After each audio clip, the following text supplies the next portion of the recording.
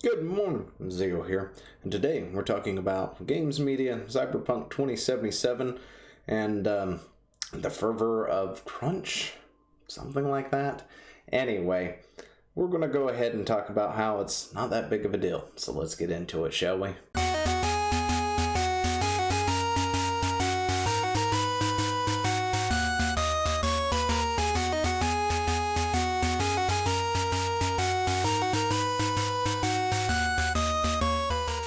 And if you haven't subscribed to the channel, go ahead and do so now.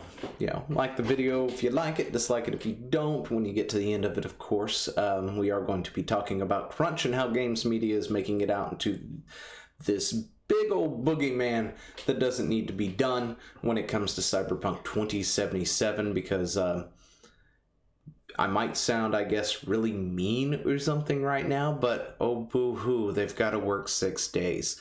Anyway, that's where we're going to start with this. So this is what we're looking at. Jason Schreier here. Last year, the bosses at Projekt Red approached me, interview, blah, blah, blah. So they said they would avoid mandatory crunch. This week, they sent an email to staff announcing studio-wide mandate crunch. So we're trying to make this into something that it's not.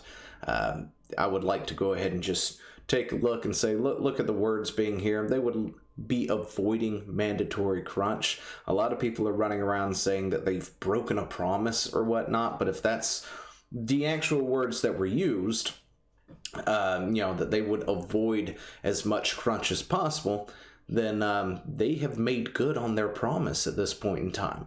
Next month, Cyberpunk 2077 is going to release.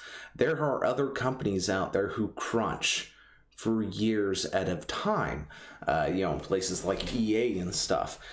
They force mandatory overtime and then don't pay for said mandatory overtime, especially here in the States, because they'll make them salary employees or whatnot, and then they'll have a salary, and then they just are forced to work, and they're not getting any extra pay as a benefit. But this is a bit different, right?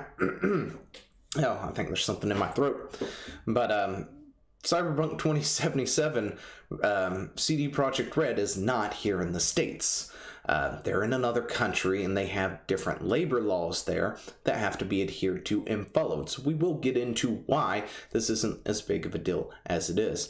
But down here at the very bottom of this, I do want to highlight this real quick. But many developers in Cyberpunk 2077, one of the most highly anticipated games of 2020, have been working overtime hours for months, if not years now. But this call for a 6-day work week, mandatory crunch, directly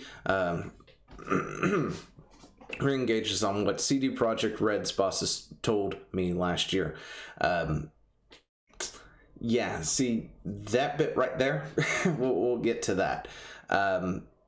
There's a difference between mandatory work and volunteer work, especially if it's on something that you're passionate about. If you volunteer to work over hours or something like that, that is completely different than actually a mandate of overtime. And I'm sorry, but these people who are like, no, well, if your boss says you need to do something but doesn't mandate it, you do it. No, you don't. I don't know. I guess it depends on what country, states, and laws like that are. But around here, if my boss says, hey, you need to do this thing, and doesn't directly tell me that I need to actually do this thing, but does that whole hint, hint, wink, wink thing, I'm going to tell my boss yes or no, depending on what I've got going on, right? If it's not a mandatory thing and I've already got something going on, it's like, yep, sorry, no can do, boss man. It ain't happening, right? They can't just straight up, I mean, I guess they could technically straight up kick me out the door, but depending on how well of an employee you are, depending on the business, stuff like that, it's a whole other things to get into. And then, of course, you have laws and other things that are out there to protect you as well. Like, for instance, boss mandating you do something, then not paying you for it. Well, as long as you're leaving a paper trail and you do things properly, you can bite them in the ass, right? You can get back at them. If you don't believe me, there's a nice YouTube channel out there called r slash, I think is what it is, that I listen to on the daily, where they have like where the guy reads our pro revenge, petty revenge, malicious compliance, things like that from Reddit.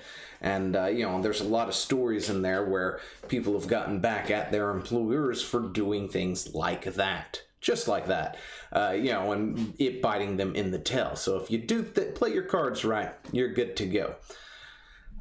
Anyway, but apparently, the company would be avoiding mandatory crunch and was committed to allowing employees to work without overtime. And so far, the company has apparently been doing just that. CD Projekt Red has done exactly that. You're not working overtime unless you decide you want to work overtime. And of course, this employee who asked not to be named, discussing private information, said some staff had already been putting in nights and weekends for more than a year, which of course apparently have been voluntary time. They didn't have to do that. There was no reason to do that. Nobody was telling them to do that.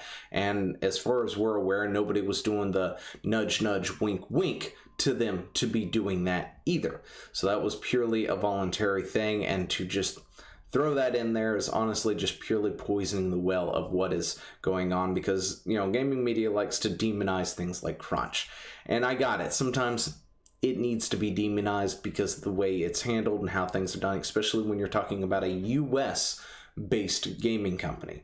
And when you talk about US-based gaming companies, then I can get behind you and go, yeah, here, I see what you're saying. Definitely need to do something about that, because the way a lot of these companies do things, right? With the mandatory overtime and then not paying employees extra hours because they're technically salaried and all this other technical loopholes and stuff. But we're talking about a company that's in a completely different country with different labor laws that actually states that, they can't work more than, I think, 120 hours a year of mandatory overtime or something, if I remember correctly.